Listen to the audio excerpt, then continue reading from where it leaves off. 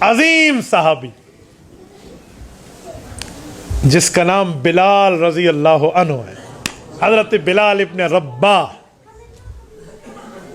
غیر ملکی ہیں، حبشہ کے ہیں، سعودیہ کے تو نہیں ہیں، حبشہ، ذرا گوگل میپ پہ ڈھونڈیں نا آپ حبشہ کہاں ہے۔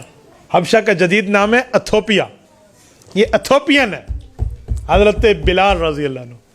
ذرا ایتھوپیا اور مدینہ میں گوگل میپ تو بڑا موجود ہے نا، تھوڑا سا آپ ذرا فاصلہ نکال کے دیکھیں کتنا سفر بنتا ہے پیدل، کتنے مہینوں کا، کیا کیا سمندر آتے ہیں درمیان میں، بر اعظم چینج ہو جاتا ہے، بر اعظم ایشیا سے بر اعظم افریقہ بن جاتا ہے۔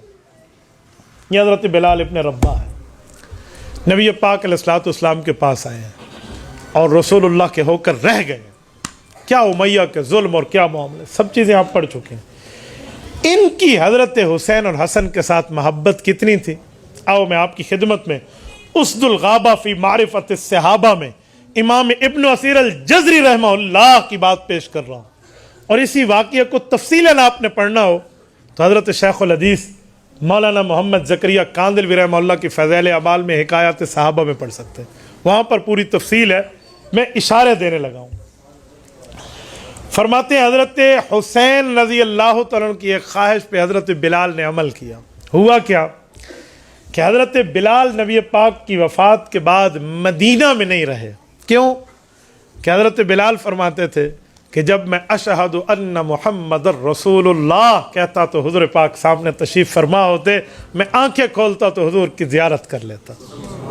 کہتے اذان تو اب دوں گا لیکن اس اذان میں اشہد ان محمد رسول اللہ میں سامنے حضور کی زیارت نہیں ہو پائے گی۔ کہا اسی لیے دمشق چلے گئے، سیریا ملک شام، وہاں موجود رہے۔ ایک رات حضور پاک کی زیارت ہوئی خواب میں، اور نبی پاک علیہ السلام نے فرمایا بلال وفاؤں میں اتنی بھی کمی آ گئی کہ رسول اللہ کیا ہو گیا؟ کہ ہمارے پاس تو نہیں آتے۔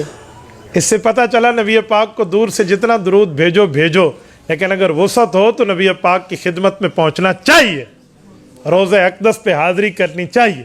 توجہ رکھنا، حضرت حسین رضی اللہ، حضرت بلال رضی اللہ نے یہ خواب دیکھا، اور خواب، توجہ رکھنا، خواب کے بعد انہوں نے مدینہ طیبہ سفر کیا، اور جب مدینہ طیبہ آئے تو ان دونوں شہزادوں نے حضرت بلال سے اذان کی فرمائش کی، اور اذان کی فرمائش ہوئی تو حضرت بلال کے سامنے یہ فرمائش ایسی تھی جو ٹالی نہیں جا سکتی تھی، تو انہوں نے اذان دینا شروع کی، اور جب اذان شروع کی تو حضور پاک کا نام آیا تو محبت میں غشی کھا کر گر پڑے۔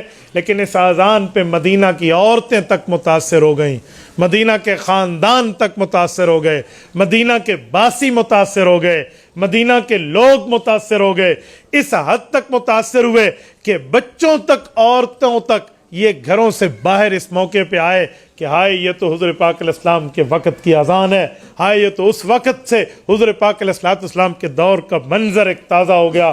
تو انہوں نے اذان پوری نہ کی لیکن یہ گر گئے تھے نبی پاک علیہ السلام کی محبت میں، اس کے باوجود بھی حضرت حسین کی فرمائش کو رد نہیں کیا۔